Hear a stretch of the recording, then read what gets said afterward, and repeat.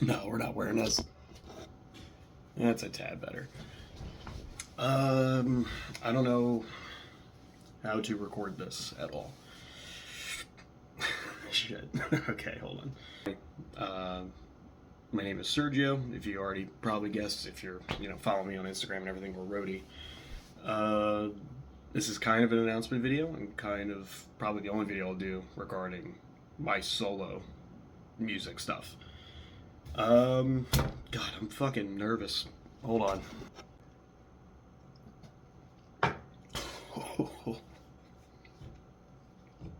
That's blown.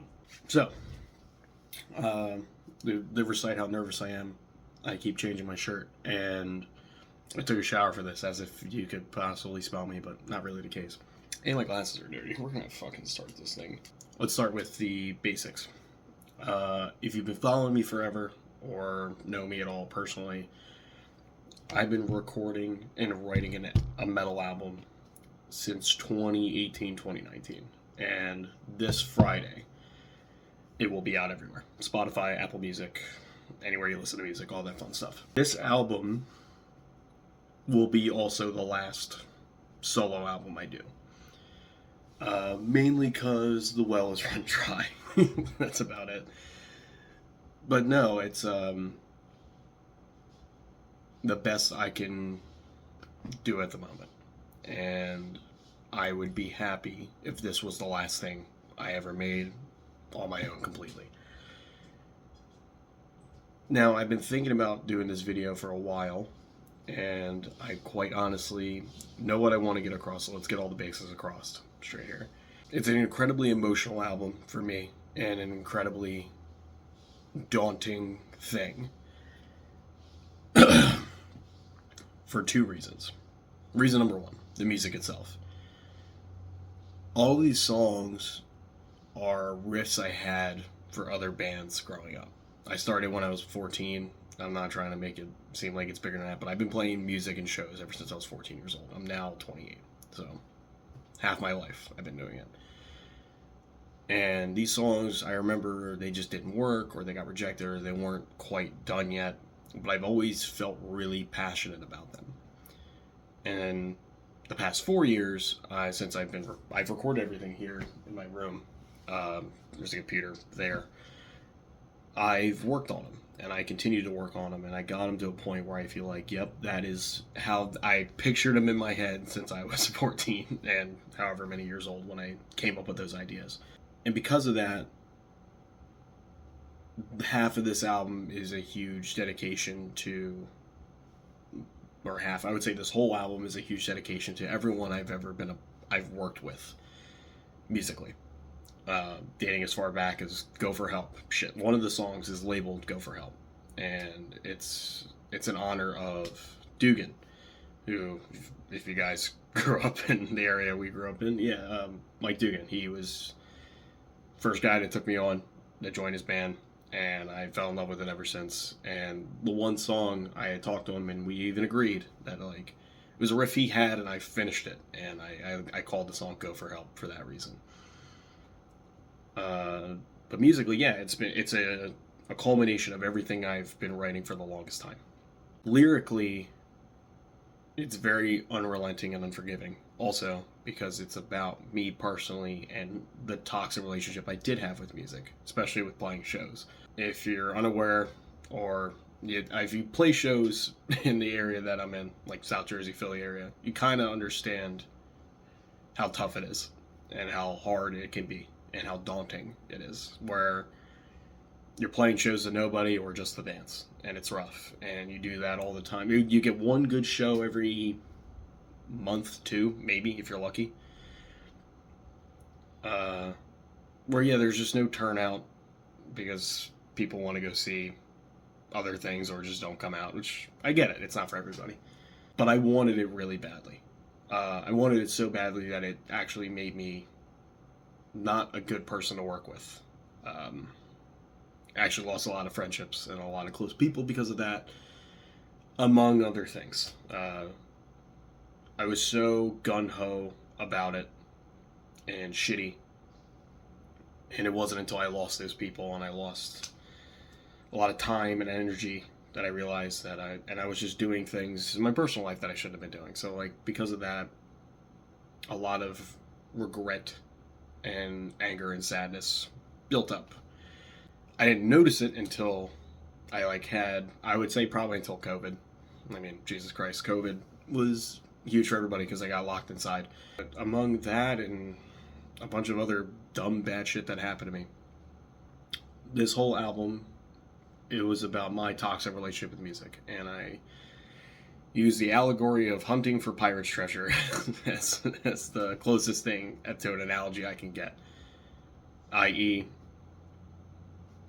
you go out there looking for something and trying to accomplish something to hopes that it makes you rich or famous or anything.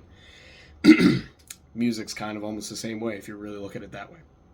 I know everyone's supposed to look at music as a, like, oh, you do it for yourself, but deep down you want it to be successful. Deep down you really want it to, you want people to come up to you and be like, I like this song and I want to see you play, you put on a hell of a show and all that stuff.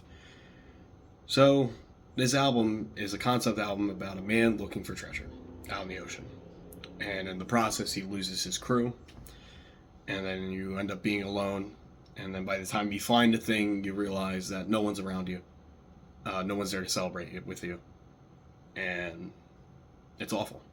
When I got done finish writing everything, I wasn't in Tether, I wasn't in Jag 1. But the irony of that whole thing was I genuinely felt that way at one point, and then I ended up joining both those two bands. And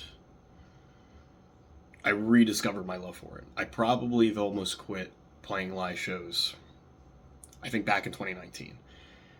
I didn't get on a show that I really wanted to get on. I was told I was going to get on it. Didn't happen to be that way. Either I misheard or things changed. And it kind of broke me. I was also in the middle of a breakup when it happened too, so like a lot piled on. That being said, the album now being done and the people that had helped me get it done, I don't think I could have gotten it done without the people around me. And I got really lucky for that. Especially at a time when I was turning a lot of people away and I was being really mean and shitty to some people. There was people that still stuck around, and now I'm trying to hold on to them as much as possible because, frankly, I don't deserve them. This is coming off way more sad than it should be, but no, it's true. So this album, The Gem, I dedicate to everyone that stuck with me, everyone that knows me, and that helped me got this thing done. So I'm going to rattle off some people. If I forgot to say your name, I'm sorry. You can yell at me later. But to the people that genuinely watched me do this thing, make this album from beginning to end. Kyra, my cousin, my brother Chris and Brittany, they were very huge to me. My father, who's always pushed me to keep doing music, even when I've bitched and moaned about shows not going well or whatever, he was there. Lois, my Julian and Aaron, both of them too, who've just always been excited for me anytime I say anything that happens. And then now to the bands and the people that really matter. Obviously all of Tether, Will, Josh, I'm excluding one person on purpose, Will, Josh, Kelsey, Bree, you guys, the more later end of what's been going on, and in less than a year I've been with you guys, we've already toured and it's been incredible. And the fact that you guys like me at all is also really nice, so that's cool. Jag 1. Phil, Tyler. Other than Tyler liking Dallas Cowboys and Phil, you and I, we've known each other for so fucking long. You guys are great. And I'm excluding the other person of that band as well. Funny enough, they both share the same first name. See, I have so many people in my head. Oh, Ryan, you're my fucking dude. I love you, man. And you adding to this album meant a lot to me. And I know it meant a lot to you as well, so it was kind of a mutual thing. Everyone else, Jesus Christ, I'm going to have to re-edit this thing. Everyone I just mentioned too, band related, including Ryan, and now the next person, also featured on this album, which is really weird. Which is, like, to me, they're the best parts of the album. Every song that has a feature, that part ended up being what made the song. So you get by with the people around you. A little help with my friends, you know. Amanda, I'm not gonna lie, you're probably my favorite part of the whole album. You, especially where it is and the change and the surprise that comes with that. Every person I've shown that song to, everyone was astonished and really happy with. So, thank you. Especially when it's not your kind of genre to do. You exceeded it. So, thank you again. And one more person. I'll say two more people, actually. Olive. Ryan's your best friend. My best friend, too, now, Olive. When you're in here screaming and singing in the mic, it means a lot, too, to me. Now, Olive, you barely knew me, and you took the time to sit here and listen to demos and gave critiques that made and break songs, dude. Like, and they stuck around the second you told me them. Like, it made perfect sense. Like, you got a good vision for shit, and I appreciate you for that. And CJ, my brother CJ. CJ, from day one, when I told you the whole idea that it's about a guy looking for treasure, you fell in love with the idea, and you've been on me every time I've seen you about, like, when is this thing coming out? And I kept saying, like, oh, soon, and it was never soon. It would be years later. So thank you to you as well, CJ. The last two people I left out, one from each band. I'll start with Christian Zoller from Jaguar. Chris, you were, other than Phil, but I'm saying you specifically, Chris, because you were the one that reached out to me. Back when I made 3030, you guys had reached out to me to join the band. And in all my years of playing, no matter how many compliments I've got, no one's ever really wanted to have me on a project or take it back. There's always people that are like, yeah, let's get together, but like it never pans out. But you guys were very adamant about me joining, and you all believed in me, especially you. And there was times where it was rough and I was getting frustrated. Again, part of what this album makes this album is how annoying I can be with music.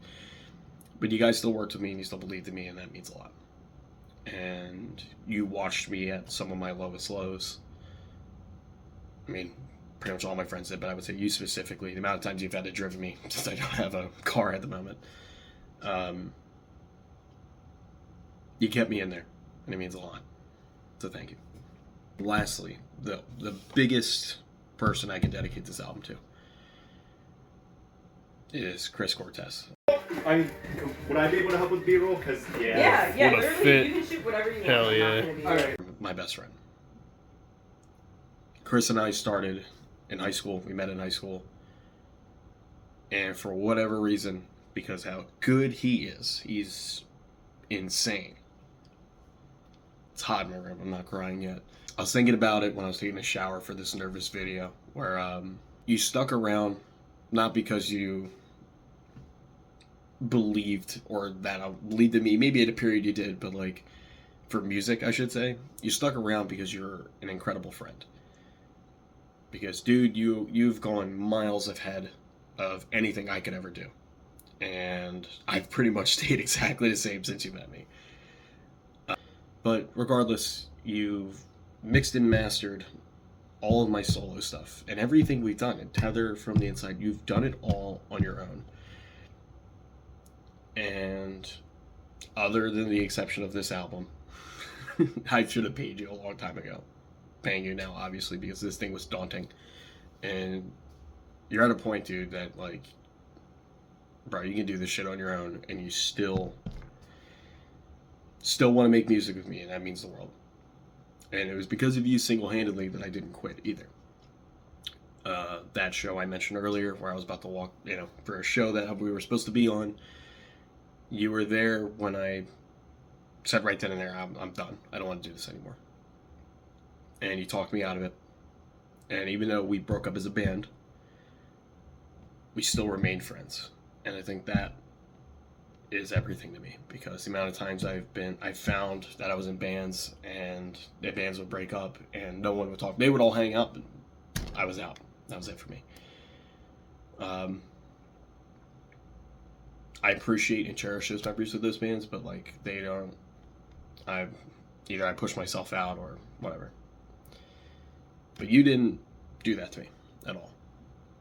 You still found ways to make us work together, and then in turn to where we are now, you had joined Tether, or you formed Tether, I should say, and there was an opening for bass, and you suggested me to Will and Josh.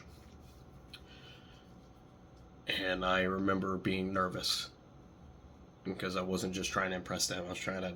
I hoped that I still locked in with you. And I remember practicing and learning songs before even auditioning to solidify that I could get that. And now here we are, and I'm grateful for it. And now we're about to write an album together, and it's the most excited I've been for music ever since. And it's all because of you, dude. I love you, and thank you.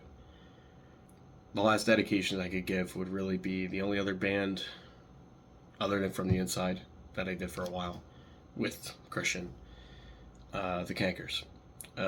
Because you guys taught me stage presence and just introduced me to punk. Tyler, Turner, Munoz, that whole crew.